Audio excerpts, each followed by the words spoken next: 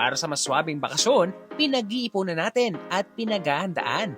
'Di ba? Hindi, order kami ng pizzas. So, La Vie Pizza. Siyempre, priority natin ang mga sikat na pasyalan. Ay, ano to? Sumunod dyan ang mga kilalang mga pagkain sa isang lugar. So, ito pala yung lechon na espesyal ng Karkar, Cebu. Pero paano nga ba kung hindi nyo ito napaghandaan? Worth it pa ba ituloy ang inyong gala? Eh, kung bumalik na lang tayo ng Maynila. Sira na yung plano natin eh. Kung handa na kayong sumama sa aming unplanned trip, tara na at lilipad tayo ngayon mismo sa Cebu. Kahit papaano, mayroon naman pala kaming naplano. Pinakamahalaga ang pagpili sa lokasyon ng inyong hotel na tutuluyan. Dito namin napili dahil bukod sa affordable, malapit din sa airport and Cebu City. Importante rin na komportable sa inyong hotel para mas maging maayos ang inyong pahinga after the long day activities. Andito na kami ngayon sa House of Lechon kasi ito yung sinadjust nung front desk. Then we order calamares. Calamares ang arte. Dinuguan, tsaka lechon. Since ito ang aming first meal of the day, so brunch na to.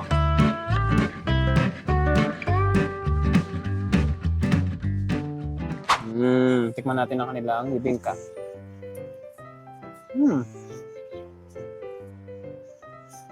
Mainit.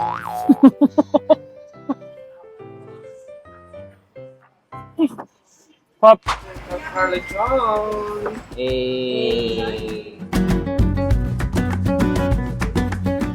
So ito pala yung lechon na espesyal ng Karkar, Cebu. Mamaya matitikman natin yan. Pero excited na ako eh. Ano to? Suka? Suka din ng Karkar siguro ito. Sarap. Lasang-lasa no? Hanggang loob. Nanunuot.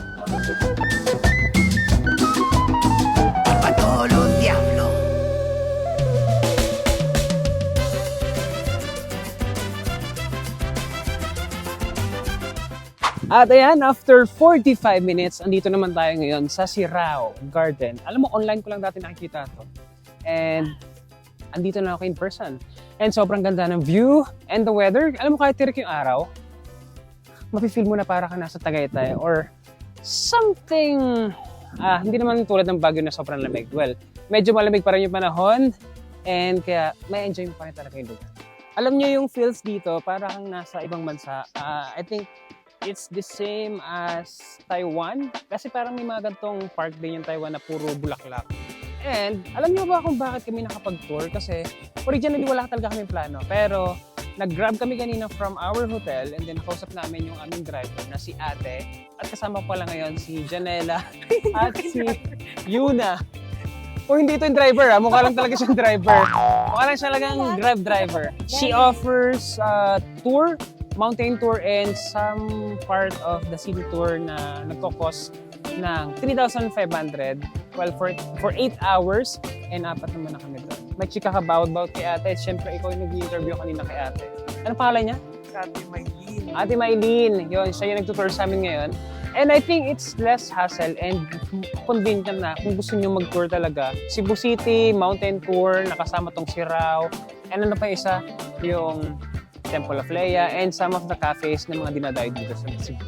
So, bigay na lang namin yung contact kung gusto niyo siya i-contact kapag nagbisita kayo dito sa Cebu. And I hope na mag-enjoy din kayo. Matapos mapagod kakahanap ng magagandang spots, ito naman ang sunod naming pinuntahan. Ang kainang ito ay inspired sa Paris, France. Kaya pala ganito ang vibes dito.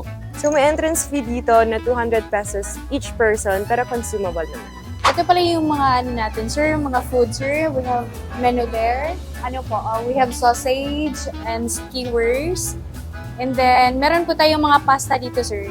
And then, doon po meron tayong pizza. And then, for bread, sir, meron tayo sa display. May local wines din tayo, sir. Lambrusco. And also this one, sir, we have peach, cherry, raspberry, and also the red wine sangria po. Mula sa Paris, dumayo naman tayo sa lugar na Malagris. Isa rin ang Temple of Leia sa mga dinadayo ng mga turista dito sa Cebu. Bukod sa nakakamanghang struktura nito, nakakamangha rin ang kwento kung paano ito nabuo. Ang walang kapantay na pagmamahal alay para sa kanyang asawa na si Leia. Hindi kalayuan dito, lumipat naman tayo sa Malabali, Indonesia na tambayan. Pwede magpalipas ng oras dito na tiyak ko kumpleto sa inyong day tour. What's up guys? And andito tayo ngayon sa Majalons Cross at syempre hindi kompleto ang Cebu experience or travel nyo dito sa Cebu kung hindi nyo ito mapupuntahan kasi ito ang isa sa mga iconic destinations ng Cebu City. And kakagaling lang namin sa Carbon Market and nilakad lang namin papunta dito since medyo malapit lang naman siya. And before that, napuntahan din namin yung isang souvenir shop. Actually, market na bilihan lang ng mga native products which also parang souvenir shop na rin and mas mura kung doon kayo bibili ng mga pang-pasalubong and pang-display sa bahay. So hanggang ngayon pala may mga photographer pa rin talaga na traditional na sa mga tourist spots is andun sila para maghintay ng mga turista na magpapapicture sa kanila. Pero alam mo yon, nasa digital world na tayo and swertehan lang talaga kung may mga magpapicture sa kanila dito and syempre it takes time pa para ma-print and hihintayin pa ng turista. Pero as a local, I think we should support them kasi parang yun lang yung ginagawa nilang way para makakuha ng konting money, pang-suporta sa pang-araw-araw nilang buhay. Eh, di ba? Parang nakamiss din naman magkaroon ng photo na yung not digital, na hindi mo siya ma-upload. Parang yung traditional picture na mahawakan mo, maitago mo kung saan mo gusto. Nay, gaano katagal ka ng photographer dito sa Majalons Cross? Sa 1 year pa ngayon, sir. 1 year pa lang. Oo. Ba't naisipan nyo na mag-photographer dito? Alam mo, sir, sa dati, meron akong amiga nga nag-encourage sa akin sa loob, sa Santo Niño nga. Ano na lang ako, nag-decide na lang ako nga mag-photographer ako. Kamusta naman yung kinikita nyo everyday? Sapat naman para mapunan yung kailangan nyo? Hindi masyado, sir. Kung wala kayo, wala kami. Oh, wala kami kitang pera. Pag hindi kayo magpa-picture sa amin. Tapos, inasupport ko sa pamilya ko, sir, sa Negros sa Manila. Ito lang, nahangan ko sa Panginoon nga. Sana bigyan niya ako ng pera para makasupport ko sa pamilya ko sa Negros sa Manila. Meron akong 3 anak din, kapatid nga. Pinadadaan ko sila kada semana. Salamat ako sa Panginoon kung bigyan niya ako ng pera para magbigay ako sa kanila. Excited na ako. Hello Yay! pa! Andito na yung picture namin. Check natin kung ano ang itsura. Uy, ang Uy! cute! Ganda. Uy, ang ganda! Wow! Ay, wow, may paano! Wow, Cebu! Wow! Ang dami naman, Nay. Kala ko ano lang. Uy, ang ganda. Ay, ang ganda. Gusto ko to. Bet. Wow. Ganda. Uy, perfect. Ay, Nay, di mo Ay, na. sa amin yan. Ay! 4. Magkano yung 4? 200. Uy, wow, thank you. Ang ganda na ito. Ano ito malaki? Wow. Gusto ko to. Akin na to. Thank you, Nay. At dahil Ay, natuwa kami, bibigyan namin Yes. kayo ng iPhone! Charir! Ay, hey! pandagdag lang. At sana po makapagmerienda kayo maya-maya.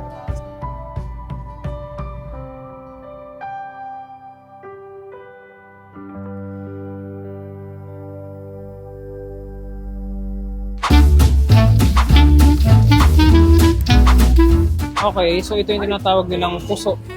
So ito yung kanin dito. No? Then, kailangan sa sauce.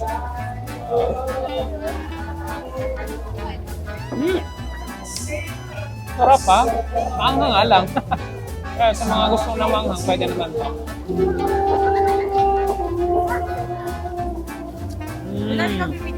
Markamit doon.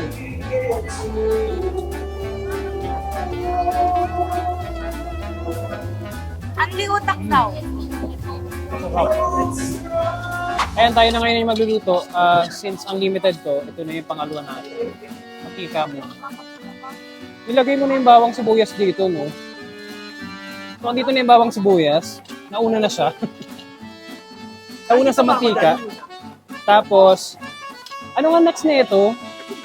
Ay, ito na. Yung pinaka utak ng baboy. Uy, nakikita mo talaga na utak talaga. Ay!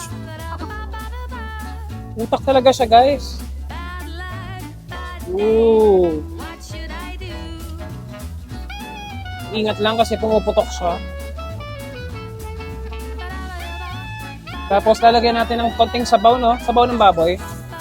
Para hindi siya madry agad. Ayan. Depende na sa inyo. Kung gusto nyo ng medyo masabaw, edi dagdagan nyo pa. Para hindi siya agad madry. Tapos po, lalagyan nyo ng konting toyo. Yun yung magpapalasa sa kanya. Then, halo-halo na ng konti. After that, ano na, hinaan nyo na yung apoy, then sausaw nyo na yung kanin.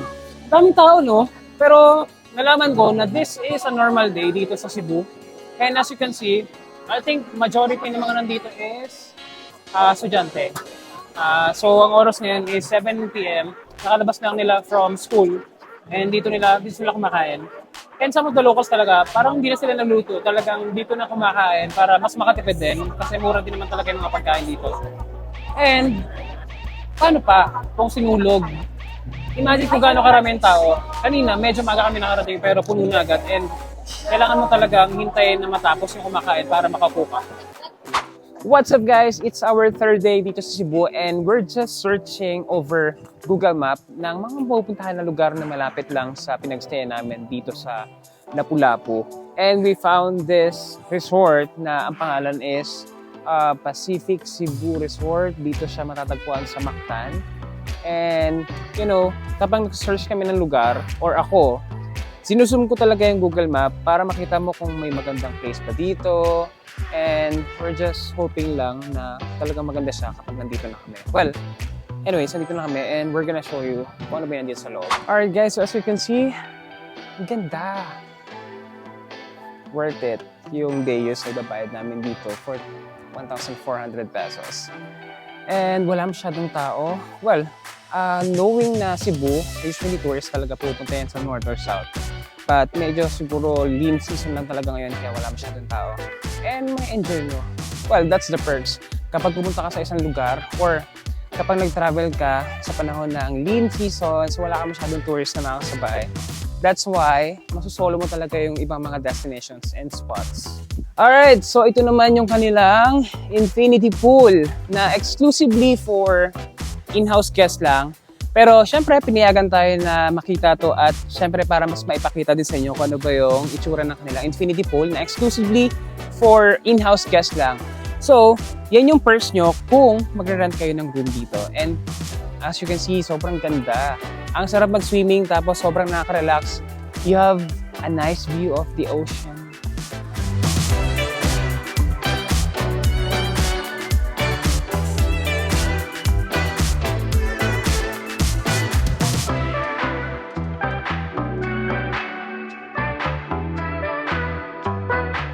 From the Queen City of the South, this is one, and that's a story.